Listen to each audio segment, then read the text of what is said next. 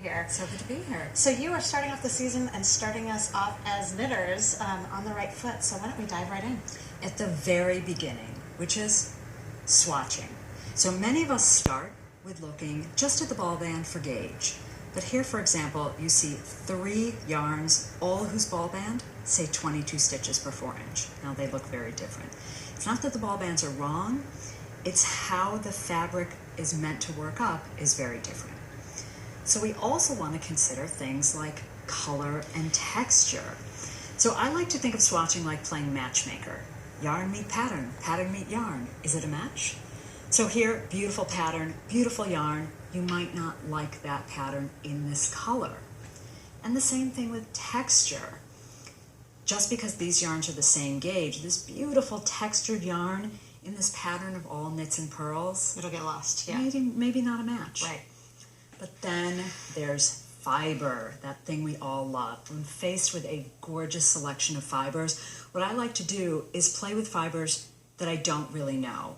So here's a combination of cotton and cashmere. Such an interesting blend. Oh, yeah. It has the strength of the cotton, but it has the softness of the cashmere. Or bamboo yak. You have the sheen and the drape of the bamboo, but the elasticity and the memory of the yak. I feel like now you're just showing off your bamboo yak. I got to play with all of this. So pretty. I also like to sort of swatch against type sometimes. Okay. So here I have this beautiful Angora lace weight. And yes, it would make a beautiful lace shawl. But I thought, well, what if I swatch it on a 1.5, a US 1.5, Right. and get a sweater fabric? I could have an Angora sweater that doesn't make me feel like, I'm Glorious. dying of heat. It's glorious. It's gorgeous. And here's this beautiful silk yak. Now, this one I swatched on a US 5, and this leads me to the subject of tools. Now, I swatched it on a metal, and it was a little slippery. Yeah. And it might have been more comfortable on a metal or a wood, because if our yarn has no bite, we might want our needle to have bite. And, our needles fall into those 3 basic categories of your plastic, your metal, or your wood. But what I wanted to show you is that it's more than just about comfort. So a lot of knitters think it's just personal preference.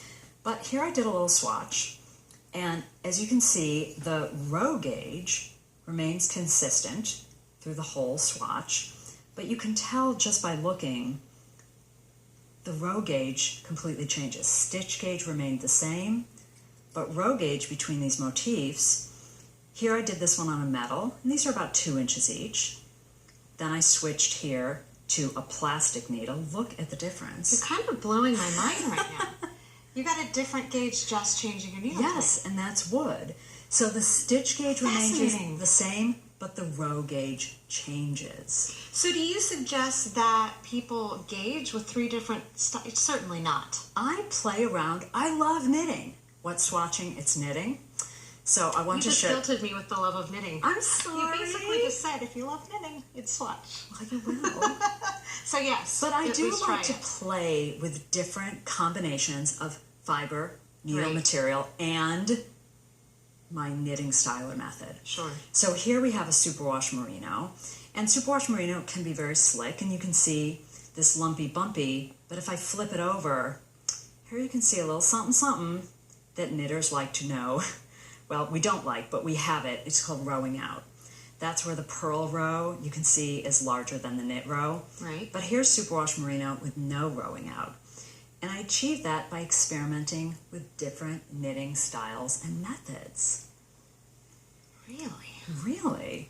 So I might do a swatch and see, well, what does it look like when I throw? And I might, throw a couple inches, otherwise known as English, otherwise known as American. Once I Right. saw it bizarrely referred to as Swiss. Or I might do continental knitting. But it is the purl where I really like to play. So one knitting tool in my knitter's toolbox that I love is purling backwards. And I find I get a much more even tension this way.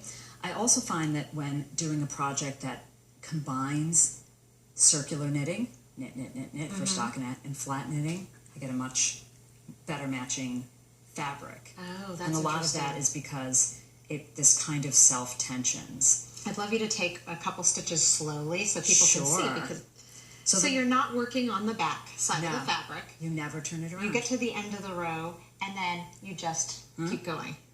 Yeah. So by the way I It's like a taught typewriter. myself... It's like an old typewriter. I just totally dated myself. And me.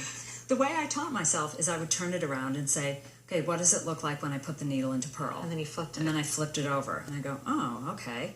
I'm putting the needle into the hole, into the leading leg. And then I would do the same thing. Turn around. What does the yarn do? Okay. So that yarn does that. Okay. And that's how I taught myself to put everything in reverse. And it's just a wonderful technique. That's how it looks for continental knitters. And it looks a little bit more like throwing, ironically, for the pickers. And this is what it looks like for throwers. It looks a bit more like picking for the throwers. Oh, that's interesting. Isn't that interesting? And then the other This one seems like a smoother transition if you're a continental knitter to doing this. I feel like if you're an English knitter, that's going to throw you for a loop a little bit. you get used to it. And the other You're one I throwing, love... Yeah, I put the yarn over my Okay. neck. I know, was you just looked at being me your like I was crazy. No, I was here to assist you. Is Portuguese knitting. So the Portuguese purl, because it self-tensions, because that yarn has to be so tight you can pluck it like a guitar string, I find You're I using get your thumb. using your thumb. It's great, by the way, if you have wrist strain or if you have arthritis. This is a wonderful technique. You can both knit and purl.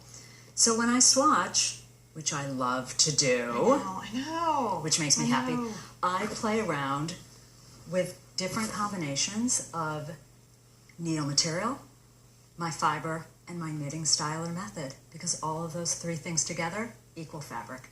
And that makes me happy.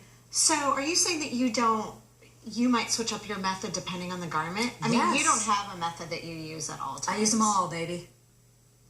See, I just think that's like special. And I mean that in the best possible way. That's really impressive. And I'm going to try this as soon as cameras stop. I'm going to try this. Yay, I'm project. excited. Really, just great information. Thank you so much for You're being so here. welcome. Up next, we are